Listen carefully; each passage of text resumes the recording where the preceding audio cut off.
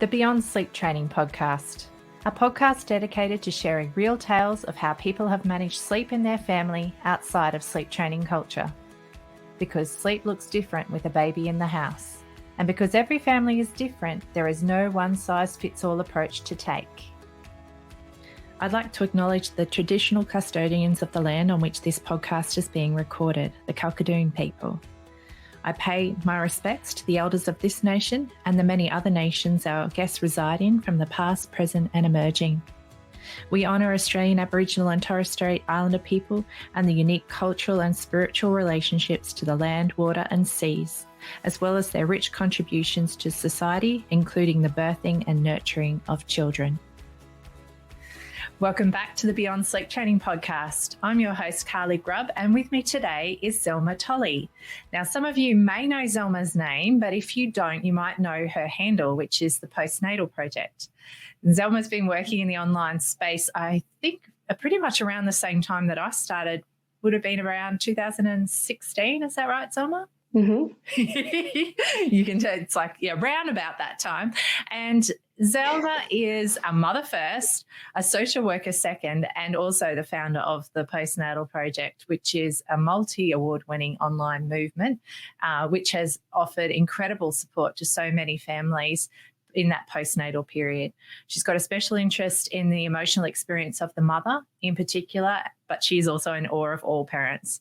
She's passionate about supporting the fourth trimester, breastfeeding, conscious parenting, birth trauma, and of course, going by the name, postnatal depression as well. So if you haven't already checked out Zelma's page, the Postnatal Project, you can find it on Instagram and also Facebook, and it's a brilliant follow. It never fails to blow me away when I read the content that goes on there because it hits home in so many ways. So welcome to the show, Zelma. Thank you so much for having me, Carly. Appreciate it. Now, we've got you on today so we can actually learn a bit more about your own personal sleep story with your family. So when we're diving into that, would you mind letting our listeners know a little bit about how you thought you were going to handle sleep with your babes before you actually had a baby? I'm laughing just because it's so interesting to reflect back, but I think I just thought babies were going to sleep. I think there's a real lack of normalization there in terms of what actually happens. It's sort of, you have your prenatal birthing classes, you have, your tour of the hospital. In the hospital after birth, we learned how to bathe our baby, even though that was pretty straightforward. But then after that, there wasn't much. So I don't know, we took our baby home. The first few nights in the hospital were really tricky. Babe didn't sleep. My husband wasn't allowed to stay the second night because I was sharing a room. So husbands weren't allowed to stay. And, I just had a cesarean. So I was, had this little baby who was just screaming and she was, so fresh. And I just felt like I couldn't even do anything. I couldn't get out of bed. I really needed that, my husband there. But the midwives are amazing. One of them just for an hour just rocked her all up and down the hallway so that I could just get just the tiniest bit of rest. But when we got home, I just remember putting her, she had this beautiful bassinet at the end of our bed, and I put her in there, and my husband would be cooking tea and I'd be like, oh, I think she's asleep. I think, but I'm not sure. And I just didn't even know, I just thought I put her down and walked away and she went to sleep. That's just sort of, and obviously that's not what was going to happen in our family, and we learned that pretty quick, which was good. But I was finding that I was seeking a lot of help for sleep. I was going to my midwife and I was talking to the CAFS nurse about sleep because I was just like, oh, everyone I know has babies who sleep, which probably wasn't true. Something at that time I felt like was talked about a lot. I felt like I was reaching out. And then eventually the CAFS nurse was kind of like, it's up to you now to be the strong mother, and you need to be that strong person and make some big choices here. And I was kind of, to be honest, just confused. I didn't really know what was being asked of me until she actually came to my house and showed me. So we weren't going to make eye contact. We were going to put her down and sit next to the cot. We weren't to touch. It was just amazing to me. And when in the end I sort of said, no, look, I'm not going to leave the room to this CAFS nurse. And, someone's in your home. It's a really hard thing to describe when someone's in your home and telling you with 30 years experience what you should be doing with your baby. And so for me, I was like, oh gosh, like I am weak then if I can't leave her here while she's crying. Like there's something wrong with me. So I was really internalizing that. I was really, really flat, like super flat. I just felt like my mothering skills were non-existent. I just felt like I was in the wrong home because I couldn't do this. And in the end, we actually went to sleep school too when my first was about 11 months old.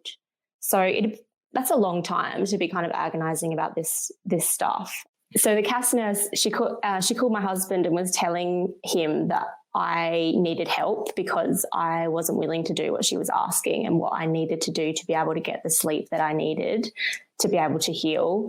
And I can't remember what he exactly said to her, but it was basically just disagreeing basically and saying that we're making choices because of our values. And that was sort of, we were on the same page there, but I just didn't know how to kind of articulate that at that time. I was still in the really early stages of defining who I was as a parent and who I wanted to be as a parent. And it felt like I was kind of going against a lot of what I was sort of told I needed to be. I needed to be the boss. I needed to be in control. I needed to be this person who didn't let my baby manipulate me into being close to her. And it was just a really fascinating kind of realization one day, especially say when we went to sleep school, which was super close to this time. I had this appointment that I had with the CAFS nurse was like kind of like an intake appointment to be able to go to sleep school.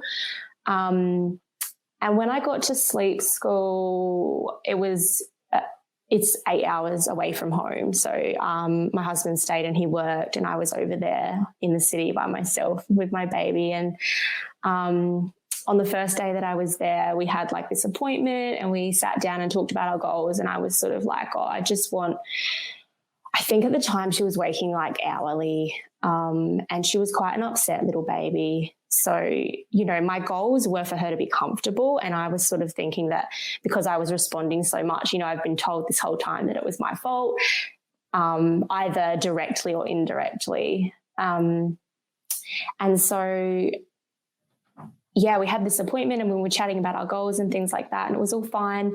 I had another nurse come and see me who was sort of the one that wasn't doing the intake, was sort of like you're kind of allocated a nurse, I suppose. And she gave me the care plan, which was what we were going to be working on during the week that we were there. And it had someone else's name on it all the way through it. And I think that was just, it was just another realization for me that I was like, this is not personalized. This is us trying to fit millions of babies into one little box, and we don't all fit here. If that doesn't say cookie cutter, I don't know what does. My gosh. It was huge for me. I actually I then had another session where, because this whole time, right, I've been super open about the fact that I've been struggling with postnatal depression from the time I think she was about 4 weeks old. I was like, I don't think this is the baby blues. I think this is childhood trauma, birth trauma, just like an intense period for me, and I need to get some support. So I've been super open about that with everyone. And by this time, I had launched the postnatal project as well. So I was writing and things like that, but I wasn't as open as I am now. I was still kind of growing there as well. But anyway, once the nurse learned that I had postnatal depression, and by this time it was actually probably quite mild, I was feeling quite comfortable. Like I said, this was like a big growth period for me, and all these realizations that were happening at once were just, suddenly it was just like a big light bulb all at once. they treated me a lot differently once they learnt that. And I found that really disheartening because it reiterated again that stigma around perinatal mood, and it really dehumanized me. Well, I felt dehumanized. Like I felt like then, oh, I was a risk. I was just this mum who didn't know what she was doing, and here she was seeking another service. And I look back now and I think like, wow, how brave of me to be reaching out to all these places and being so open and honest. And I can't believe you weren't met with compassion. Basically. Yeah. Absolutely. It was hugely courageous of you to be able to step into that realm, into that space, all with the heartfelt reason to support yourself and your baby in your growth. And to be met with that kind of, it's downright disrespect.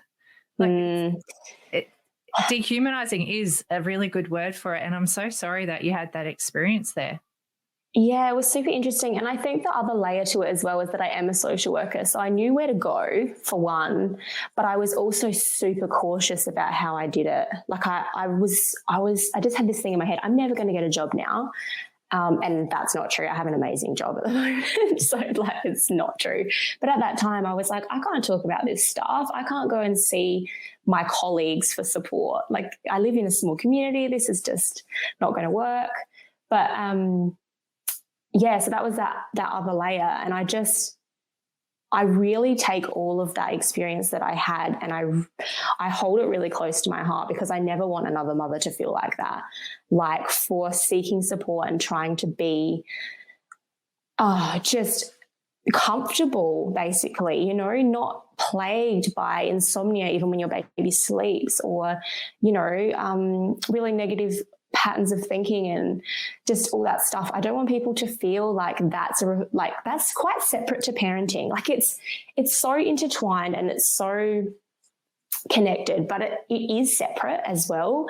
I feel like as mums we can struggle and we can be great mums, and that's the message I really like to carry across because I know what it feels like to struggle and still be a great mum. I look at photos on my phone and all the things that we did during this time. I still took my baby to all the song times, all the playgroups, all the things. Like we were out at the park, we went to the beach, like despite having my own kind of internal turmoil at that time, I was a great mum. And I just think it's so separate. I think having struggles and being a good mum are two different things, 100%. Absolutely. And I think that's the whole, Dr. Sophie Brock talks about the good enough mother versus the perfect mother myth. And it's so part of that perfect mother myth to assume that a mother who is struggling is somehow also not then able to be a good mum, whatever, good enough mother is what we're all actually striving for. And I think that is a really important message. And I'm glad that you got to actually be able to reflect on your own journey and see that about yourself.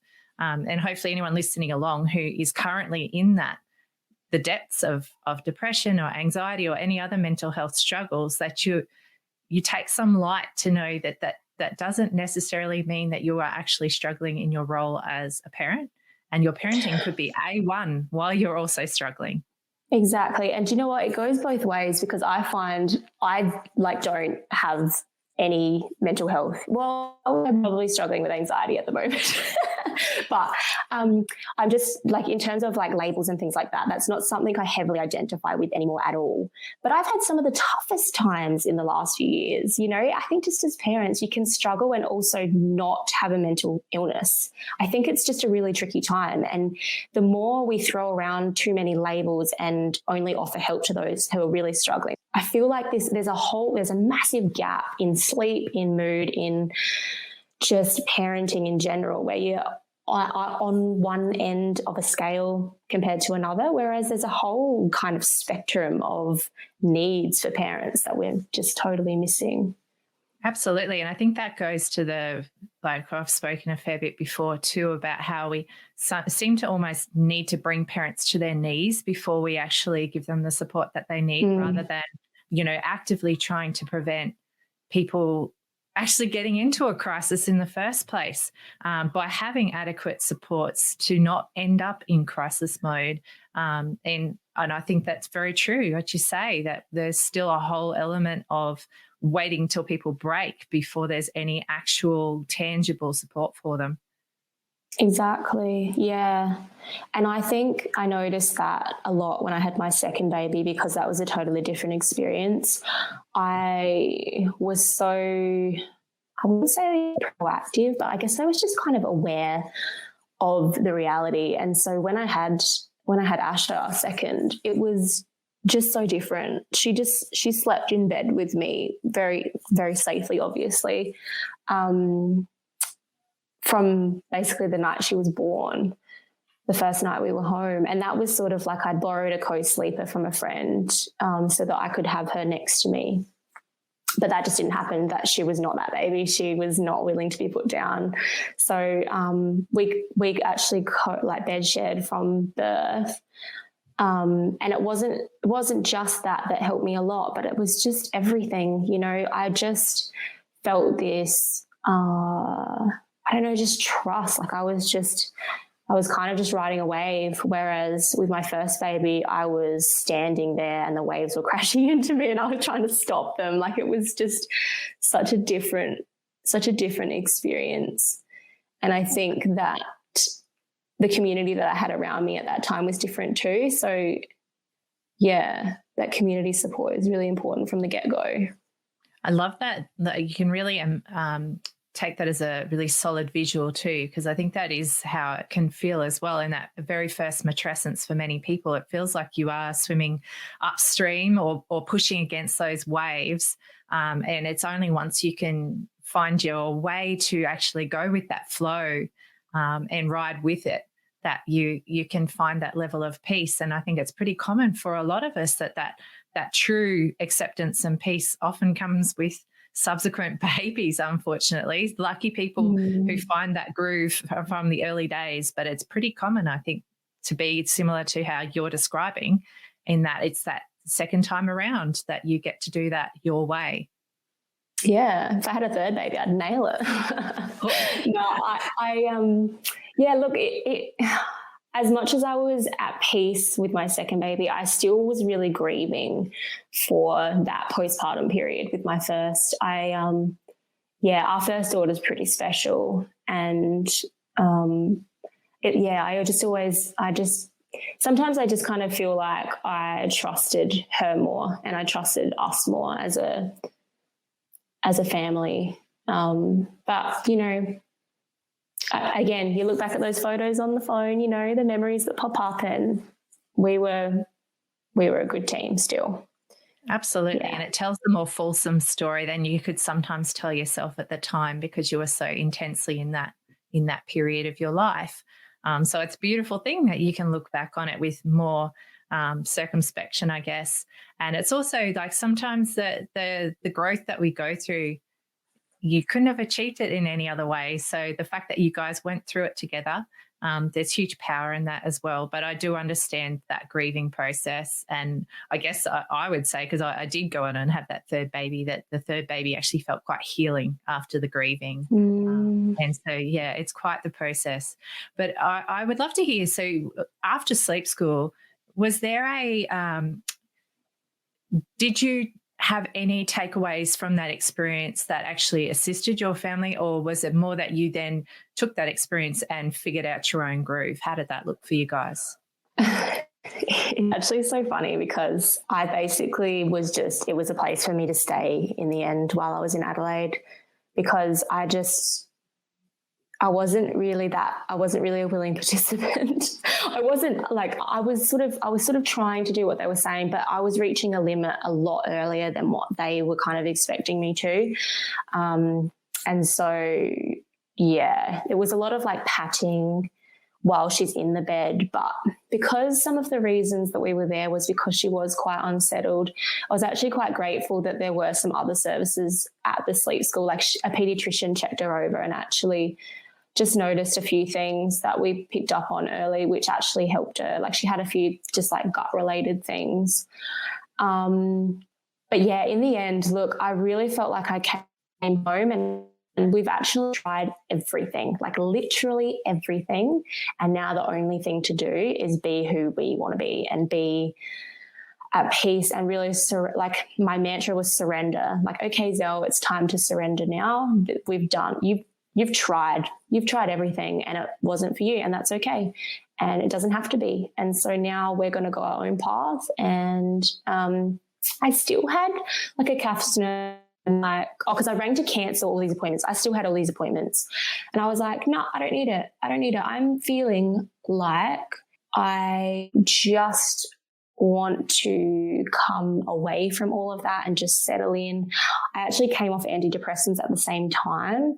And it's so interesting because some of the things that I was really struggling with at that time, like I still had like night sweats and all this stuff that was going on, and that just stopped. Like it must have just been a side effect and I didn't even realize. So the reason I was taking this medication was actually the reason I was feeling quite average in other ways. So that was actually really good to just be at a place where it was just, I don't even know how to describe it. It's so interesting reflecting back, but it was just such a moment of peace for me to be like, I don't actually need anything.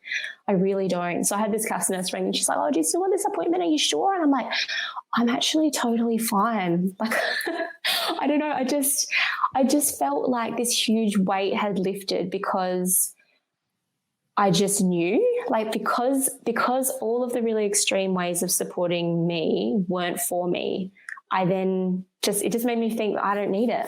So, that was huge. And it wasn't an overnight thing, obviously. It was a really slow yet sudden all at once thing that happened. Like in my head, I was still relearning how to approach situations. But then one day I remember texting my husband one day and was just like, I don't feel like crap, and I haven't for a week now. And I don't really feel stressed when I'm putting her to sleep. And it was just really amazing. And I'm really grateful that I took things really slow and I just kind of eased back from that external pressure, even though those services really did want to support me. And a few of them I had a really good relationship with, but I was just kind of like, oh, please just go and support someone else now. I'm actually, like, it was kind of like, yeah, I'm willing to fly away now. You can release me. How beautiful is that you found it your way? And can I ask, because we're not that far off the end of the episode, but I did want to just still hear, what was your way? Like, what was working for you and your babe during the day and the night? Just not having rules and not having expectations, basically.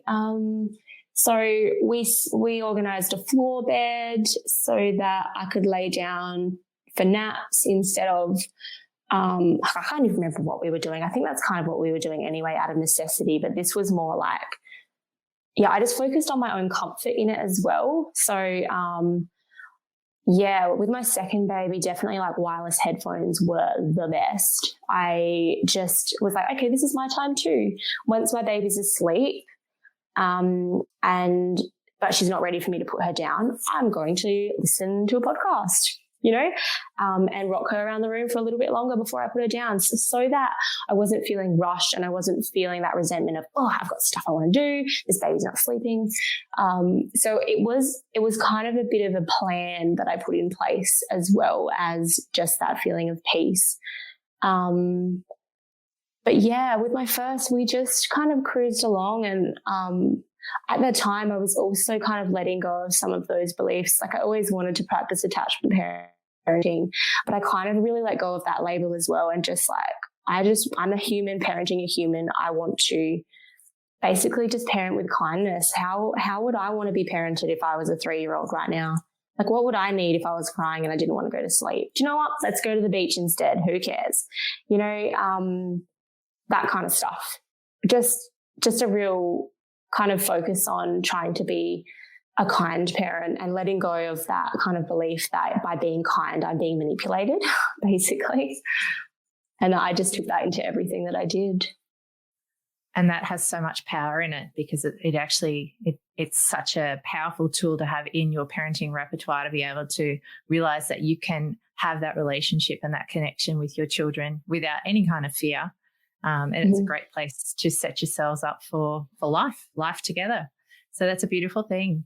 Now, it's coming to the end of the episode, Zelma, and I've really enjoyed hearing your story. I'm just wondering, do you have a tip you'd like to share with our listeners to finish up your episode? Look, I've probably got a million, but again, I'm kind of one of those people where tips, I feel like sometimes aren't individualized enough.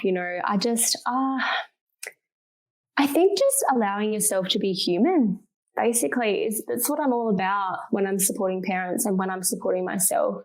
I think allowing yourself to be human is such a learnt skill when we're kind of taught from a young age that we need to be quite composed and all of that. I just think, allowing yourself to be a human and sort of learning more about rupture and repair and things like that in parenting is really important too.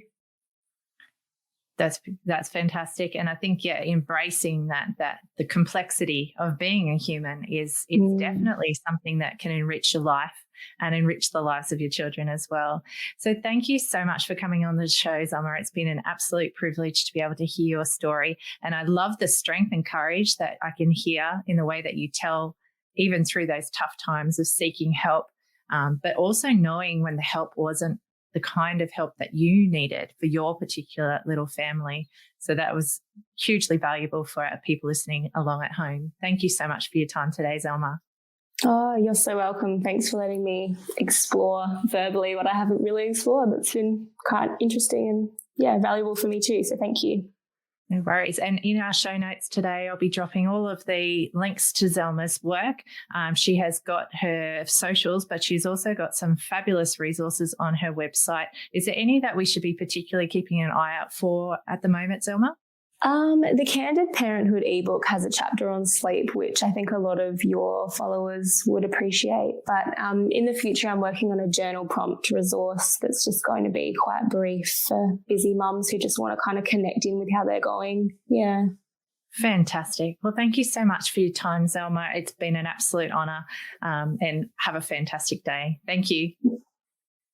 You're welcome. I really hope you enjoyed the podcast today. The information we discussed was just that, information only. It is not specific advice. If you take any action following something you've heard from our show today, it is important to make sure you get professional advice about your unique situation before you proceed, whether that advice be legal, financial, accounting, medical, or any other advice. Please reach out to me if you do have any questions or if there's a topic you'd really like us to be covering. And if you know somebody who'd really benefit from listening to our podcast, please be sure to pass our name along. Also, check out our free peer support group, the Beyond Sleep Training Project, and our wonderful website, www.littlesparklers.org. If you'd like even more from the show, you can join us as a patron on Patreon, and you can find a link for that in our show notes. If listening is not really your jam, we also make sure we put full episode transcripts on our Little Sparklers website for you to also enjoy, and fully captioned YouTube videos as well on our Little Sparklers channel. So thanks again for listening today. We really enjoy bringing this